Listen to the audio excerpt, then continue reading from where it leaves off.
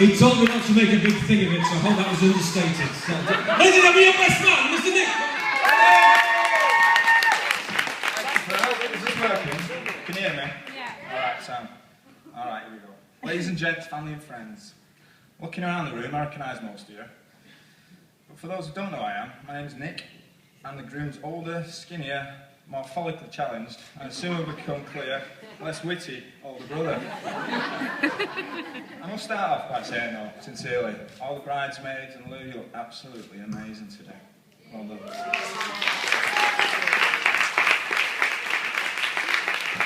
It is in fact my honour to be the best man for this special day, which at first I was really flattered by, as I thought finally Adam had accepted that I'm indeed the best man. But truth is, I'm only the best man by default. You see, any one of these groomsmen could have been, I lost my place, shit. I stopped looking up now. Right. Any one of these groomsmen could have been in my place, such is the closeness of Adam's group of friends. He has been the best man himself for 4 of our weddings, and done an outstanding job. At least he claims. I don't know. So, as his brother, I saved him a difficult choice. It is still an honour I haven't taken lightly. And to be honest, I've felt a little burdened with the pressure to perform. Cheers, mate. Although, my mum and Lulu's Facebook countdown has been a constant source of encouragement. You see, I've only been to 3 weddings in my life before today, and 2 of those were mine.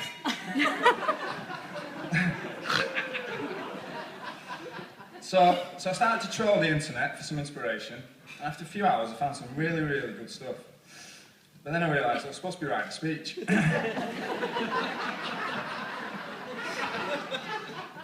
Rest assured though, unlike most traditional best man speeches, which are full of sexual innuendo, I promised Adam and Louise that if there's anything slightly risque, I'll whip it out immediately.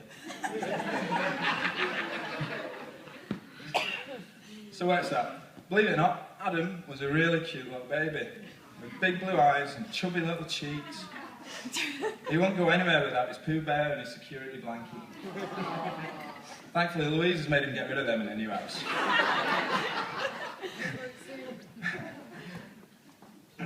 I did have a bunch of embarrassing pics I was going to show you, but thought using visual aids or doing some sort of PowerPoint presentation might be a bit too try-hard. And no one likes to show off. Early on, it was clear to me that he looked up to me as a big brother, and I felt a responsibility to offer guidance. Though sometimes I may have gone too far in my hardline approach. Chopping off a toddler's finger could be deemed a little excessive. But I didn't mean to do it. Anyway, never to be outdone at that. Never to be outdone, even at that age. Adam plotted a way to get even. Often with the protection of our older brother Mark, he loved to try and wind me up, taking running kicks at my unsuspecting head whilst I was watching TV. One time pulling me off the top bunk, sending me crashing, head first, putting me in hospital with concussion. Score even, perhaps.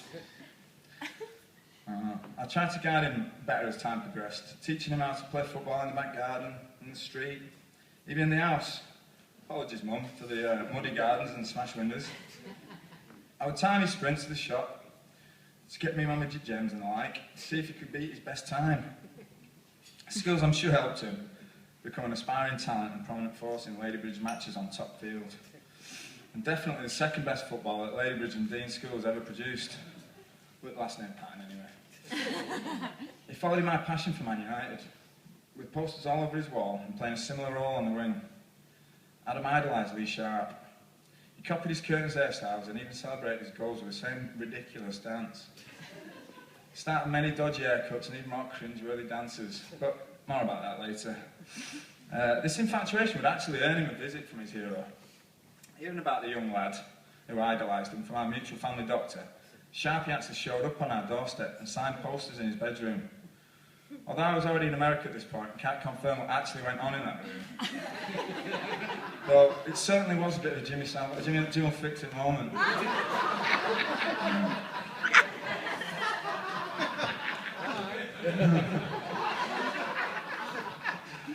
As I mentioned, I was living in NYC now, leaving Adam to fend for himself, which didn't work out too well at first.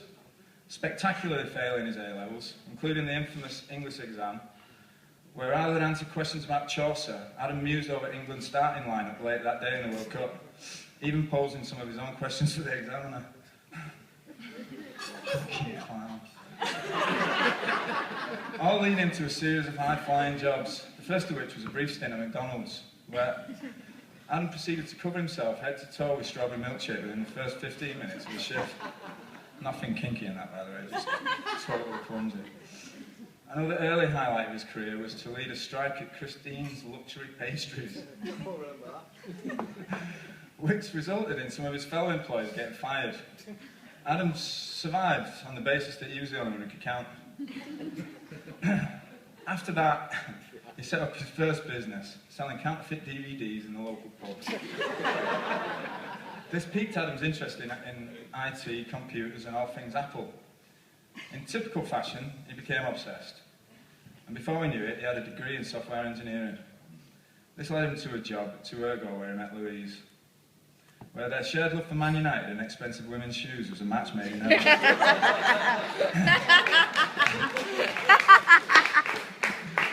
It was clear from the start that Adam was head over heels.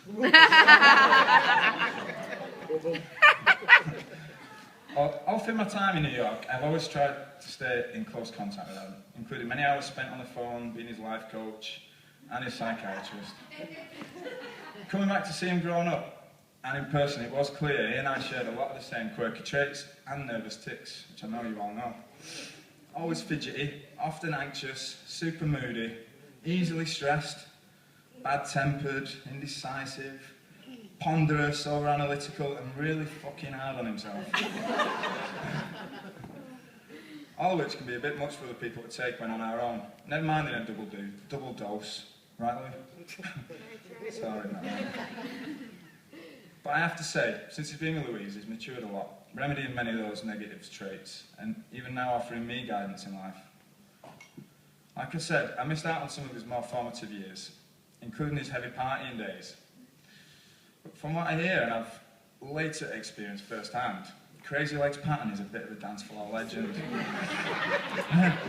Maybe we'll see some of those memes later, lads?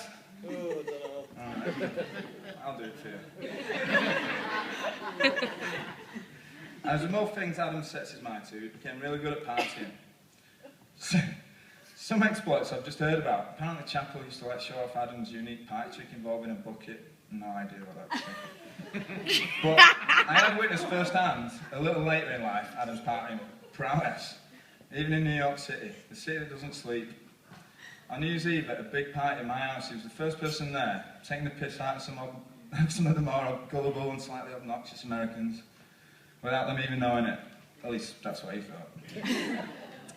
And he was still the last person standing. I woke at 2 the next day, in the afternoon, to find him 2 bottles of Jack Daniels deep with his new friend Shirley, who you'll be relieved to hear was a 6'7", 20-stone monster from the Bronx. He still to this day asks me about that cheeky little brother of mine who was taking piss out of him all night.